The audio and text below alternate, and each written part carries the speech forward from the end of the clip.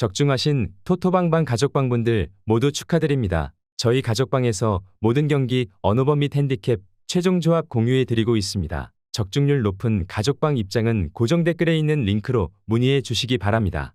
9월 2일 해외 축구 6경기 분석 시작하겠습니다. 첫 번째로 맨체스터 유나이티드 대 리버풀 경기 알아보겠습니다. 먼저 맨유는 최근 브라이튼 원정에서 패배한 후 팀의 문제점이 더욱 두드러지고 있습니다.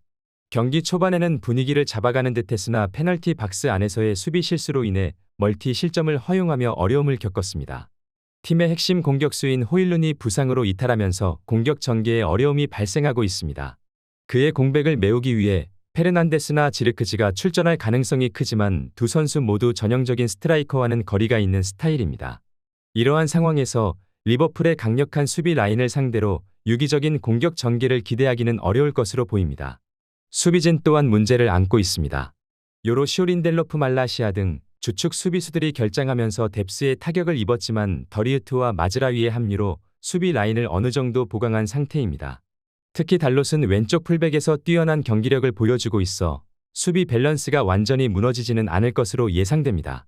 이어서 리버풀은 브렌트포드를 상대로 승리하며 홈에서 매우 압도적인 경기력을 보여주었습니다.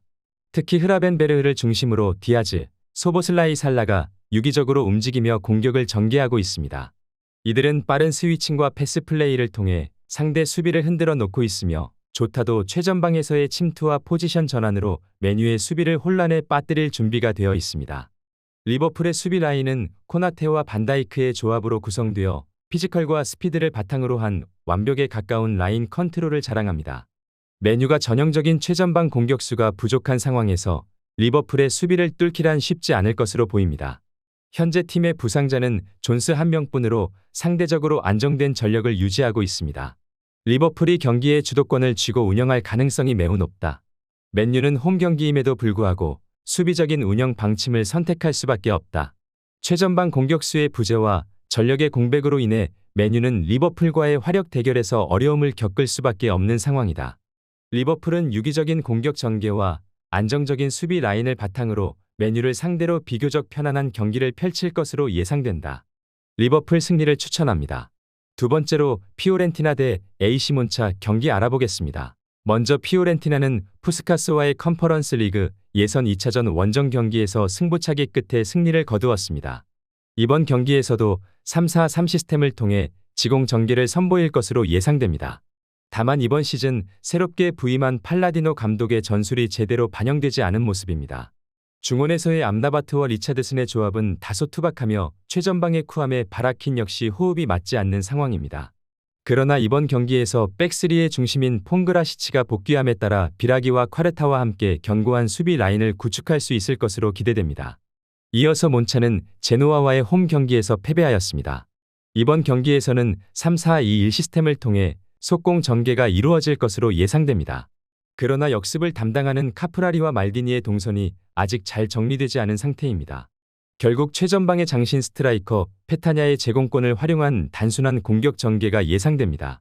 지난 시즌부터 호흡을 맞춘 칼디롤라와 말이 이조가 탄탄한 백스리를 구성하고 있어 라인을 낮게 형성할 가능성이 높습니다. 이로 인해 피오렌티나의 다소 엉성한 공격 전개를 효과적으로 방어할 수 있을 것으로 보입니다.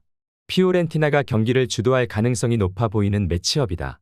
그러나 이들은 몬차의 밀집 수비를 효과적으로 공략하기에는 부족해 보인다. 몬차 또한 세밀하지 못한 역습을 시도하고 있어 지루한 무승부가 예상된다. 결국 이번 경기는 양팀 모두 승점 한 점에 그칠 것으로 보인다. 무승부를 추천합니다.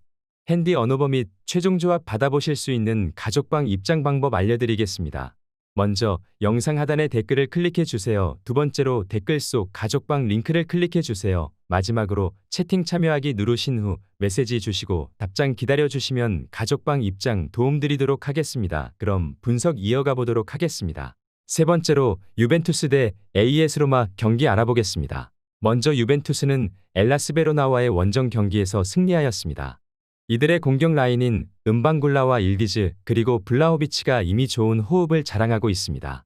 로마의 수비 라인과의 대결에서도 충분한 경쟁력을 발휘할 것으로 기대됩니다. 가티와 브레메르는 지난 시즌부터 훌륭한 호흡을 이어오고 있으며 사보나와 카바를 풀백으로 기용하여 공중 볼 경쟁에서도 전혀 밀리지 않는 모습을 보여주고 있습니다. 따라서 로마의 다소 엉성한 공격 전개는 충분히 감당할 수 있을 것으로 보입니다. 이어서 로마는 엠폴리와의 홈 경기에서 패배하였습니다. 이번 경기에서는 4-2-3-1 시스템을 통해 실리적인 운영 방침을 펼칠 것으로 예상됩니다.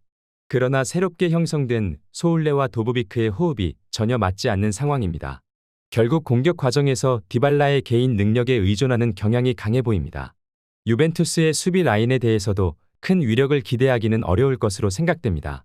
은디카와 만치니가 지난 경기에서 멀티 실점을 허용한 것은 사실이지만 이번 경기에서는 라인을 높게 형성하지 않을 것으로 보이므로 수비가 무너질 확률은 낮을 것으로 판단됩니다. 유벤투스가 경기를 주도할 가능성이 높아 보이는 매치업이다. 로마의 수비 라인이 나쁘지 않은 호흡을 보이고 있지만 유벤투스의 공격 전개는 매우 유기적으로 이루어지고 있는 모습이다. 반면 로마의 공격 라인은 이번 경기에서도 호흡이 맞지 않을 것으로 예상된다. 결국 유벤투스의 근소한 승리가 예상되는 상황이다. 유벤투스 승리를 추천합니다. 네 번째로 세비야 대 지로나 경기 알아보겠습니다. 먼저 세비야는 지난 시즌 팀 내 최다 득점자였던 최전방 스트라이커 엔네시리가 무리뉴 감독이 있는 페네르바체로 이적함에 따라 올 시즌 골 결정력 부족에 대한 우려를 안고 시즌을 시작하게 되었습니다. 루케바키오, 수아레즈 주안루가 골을 기록했지만 두 경기에서 2실점을 허용하며 수비에 문제가 발생하고 있습니다. 다만 핵심 자원 중 하나인 니게스가 징계로 결장하지만 직전 경기에서 무실점 경기를 치른 점은 긍정적으로 평가할 수 있습니다.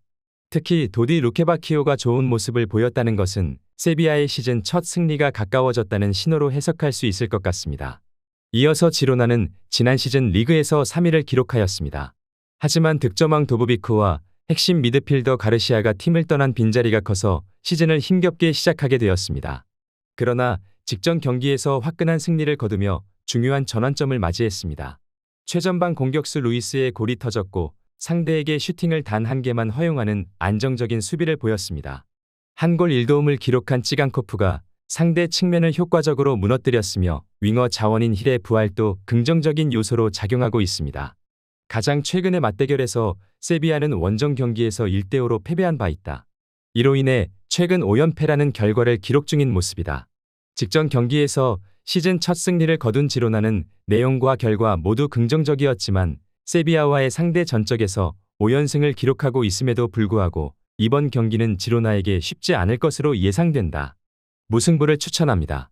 핸디 언어버 및 최종 조합 받아보실 수 있는 가족방 입장 방법 알려드리겠습니다.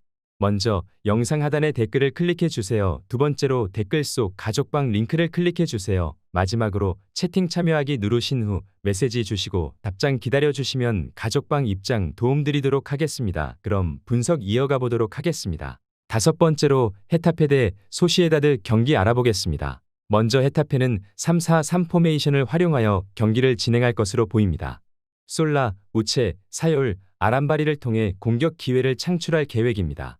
또한 백업 자원인 알레나와 페레즈의 활약 여부도 이번 경기의 중요한 포인트가 될 것으로 예상됩니다. 이어서 소시에다드는 4-4-2 포메이션으로 경기를 진행할 것으로 예상됩니다.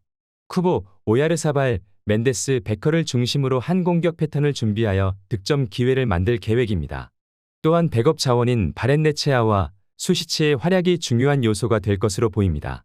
소시에다드는 직전 라운드에서 주전 공격수 오야르사발이 퇴장당해 이번 경기의 결장이 확정되었고 이로 인해 공격력에 문제가 발생한 상황이다. 따라서 헤타페의 견고한 3백 수비 조직을 쉽게 뚫어내기는 어려울 것으로 보인다. 이로 인해 이번 경기는 전체적으로 루즈한 양상으로 진행될 가능성이 높다. 또한 후반전에 교체 투입될 가능성이 있는 선수들로부터 드라마틱한 공격력 강화를 기대하기도 힘든 상황이다. 무승부를 추천합니다. 여섯 번째로 레알 마드리드 대 베티스 경기 알아보겠습니다. 먼저 레알은 4-3-3 포메이션을 통해 경기를 진행할 것으로 예상됩니다. 호드리고, 비니시우스, 음바페, 벨링엄을 활용하여 다양한 공격 루트를 통해 득점 기회를 창출할 계획입니다. 또한 백업 자원인 모드리치와 디아스의 활약 여부도 이번 경기의 중요한 포인트가 될 것으로 보입니다. 이어서 베티스는 4-2-3-1 포메이션을 사용하여 경기를 진행할 것으로 보입니다.